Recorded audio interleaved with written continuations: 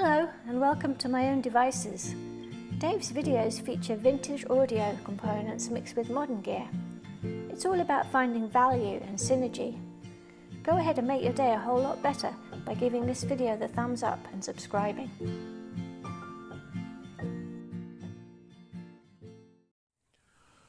Okay, you've got your fundamental hi-fi system pretty much sorted out. You got speakers and amplification, turntable, cartridge, CD player, DAC, music streaming service, all that. And maybe you've done some tweaking and bought better quality speaker cables and interconnects, and maybe a record clamp or weight and better stands for your speakers, or spikes or isolation feet under your components. You've done that stuff, but what's next? If you have a digital system, you might have upgraded and purchased an entry-level DAC like an AudioQuest Dragonfly or Shit Modi or a Topping E30. And it sounds pretty good, but you've been checking out reviews of those $500 or $1,000 DACs and hearing really good things about them. You're like, would investing in something like that produce significantly better results than what I'm currently getting with what I have? I mean, converting a stream of zeros and ones into music is a pretty straightforward process and very inexpensive now. And there's DACs just about everywhere and inside everything. And the things that I use, they sound okay, don't they? I mean, $500 or more for a DAC, and my $100 one works just fine. At the entry level, what can you get in a DAC? Sometimes it's pretty basic functionality. No frills, just hook it up and it does the job.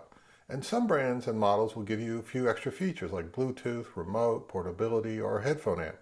It's actually incredible what they can include in such a small, inexpensive package. I've been using this Topping D70s DAC in one of my systems for a few weeks now, and I no longer have any doubt. If you really want a tangible upgrade, a noticeable improvement in your digital audio system's performance, a DAC like this is what you will need. Over the past couple of years, I've tried out a number of primarily entry-level DACs, and they were all decent and respectable products that did their jobs competently. Earlier this year, I started trying out DACs made by Topping. And the first was the E30, then the D70s, and they are very good models, and I can hear that they sounded a bit better than my other units, but the differences were audible but not dramatically, earth-shatteringly better in my opinion. The Topping D70s is a much different kettle of fish in comparison. It's significantly bigger and heavier than the other models, for one thing. The controls on the front are very simple. There's an on-off switch on the left, there's input select, and volume up and down. The more advanced controls are handled by the remote control, and it has a variety of nice features.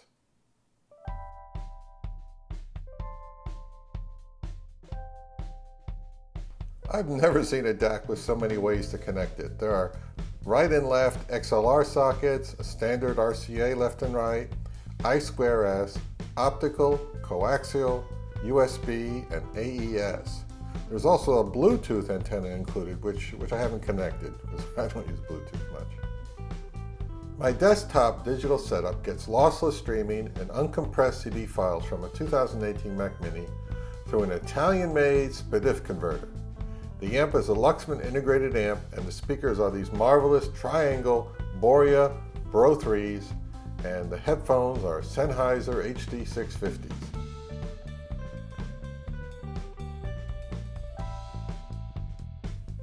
I've been using a Shit Audio Modi 3 for about a year and a half now, and have been satisfied with its performance. It's certainly better than the AudioQuest Dragonfly I've been using.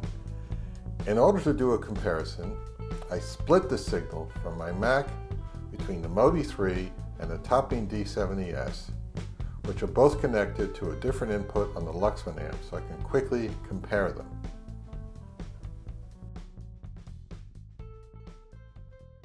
Hey, for only $99, the Shit Modi 3 is a remarkable little DAC, and it actually holds up very well against this Topping DAC, which retails for 6.5 times more.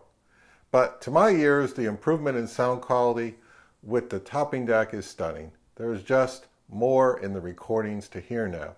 air, impact, detail, atmosphere, and resolution. Now the Modi 3 now sounds a bit dull in comparison, like I turned down the treble tone control from 12 to 9 o'clock. And with the topping, there's far more separation of the various instruments, a much higher degree of presence, liveliness, atmosphere, resolution. And the Modi 3 in comparison has a darker, less 3D sound. It's always interesting in life when you encounter something that's significantly better than the product you've been used to for a while. And, spending a bit more money can bring real benefits. And this can be true with many things in life, and it's all part of the journey. The Topping D70s showed me that digital can sound better than what I've been accustomed to. You know what? Sometimes you can never go back. You must have that better thing. It's just human nature, I suppose.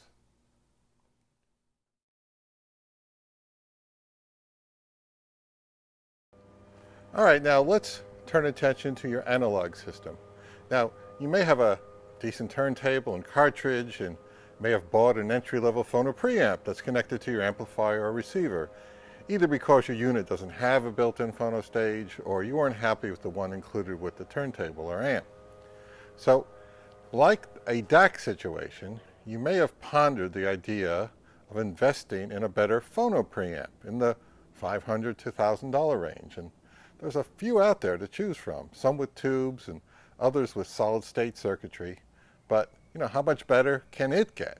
Well, analog is different than digital, as the signal begins and ends as analog. And however, the signal is equalized and amplified by the phono preamp before it reaches the amplifier, and that's very important. I made a video a few months ago that discusses record equalization in more detail, and I'll put a link below in the description.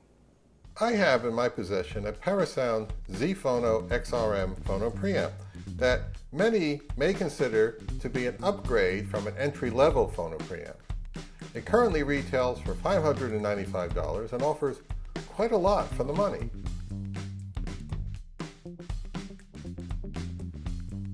On the front, besides the on-off button, there's a mono stereo switch, a very useful rumble filter switch, and a switch to select which input to listen to. Around the back, you get a set of balanced outputs, a feature you often see when you step up to a more costly component.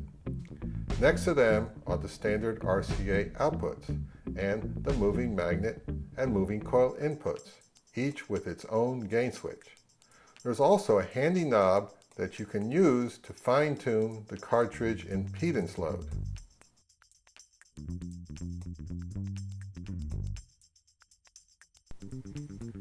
In the first system, I used my Lin Sondek LP12 with an Audio-Technica cartridge and a Technics SL1200 Mark II with a Shure cartridge. The preamp is a Schiit Saga Plus, and the amplifier is this very powerful Acoustat Twin Nova 200. And the speakers are my kind of old reference ProAc Response 2.5s. I found the sound quality of the Parasound to be pleasant, with a good amount of upper mid-range and high frequency presence. I would say that I found that the mid-range of the Zphono XRM is its best quality. In this system, it did exhibit a brighter tone in its presentation that is my preference. I did find the mid-bass and lower bass to be a bit somewhat lacking, and it was not what I would call really punchy and lively. I decided to take out the old $129 Schiit Manny again and did a comparison with the Zphono XRM. And to me, the Manny did extremely well. It lacked the brightness of the Zphono and presented a punchier and livelier quality to the recordings. Now, the Parasound added a bit more separation and air between the instruments, but it really didn't get my toes tapping like the Manny did. I then connected the Parasound to another system that consisted of a vintage 1970s Pioneer receiver, the same Technics SL1200 Mark II turntable, and the speakers are some big old Polk Monitor 10As.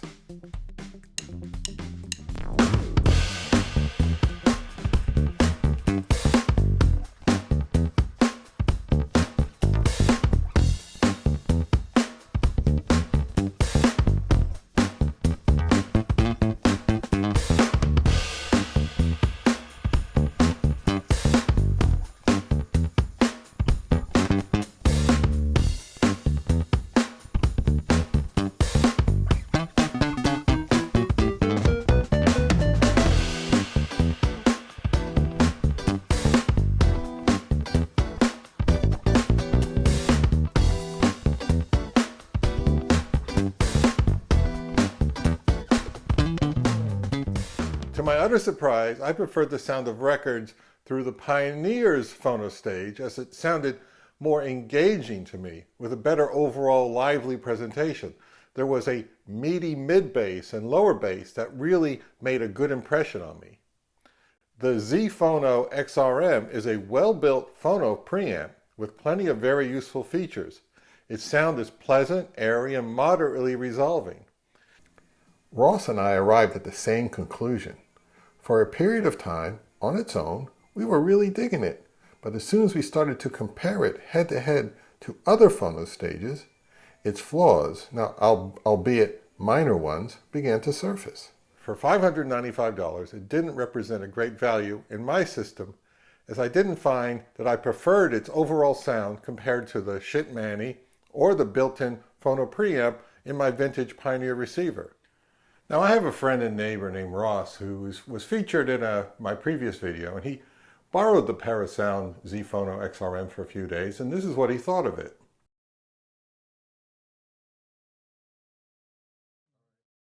So Ross, what did you like about the Parasound Zphono XRM?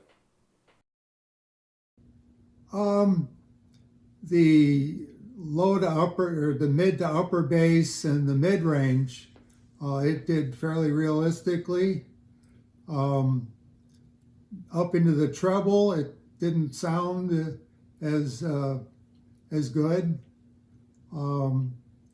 It didn't have the punchy liveliness that I heard from the Manny today.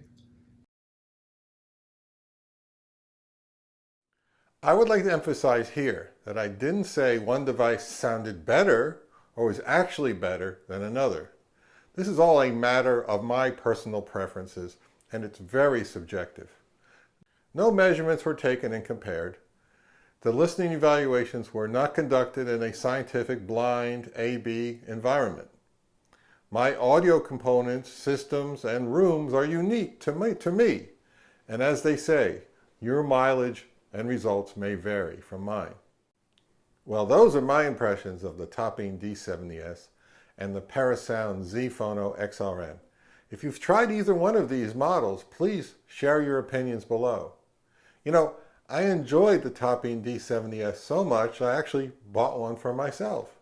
If you are interested in this Topping D70s DAC, I'll leave a link below where you can go directly to the APOS website and buy one for yourself. As a treat for you for sticking it out all the way to the end of this video, I want to give you a little bonus clip. Enjoy.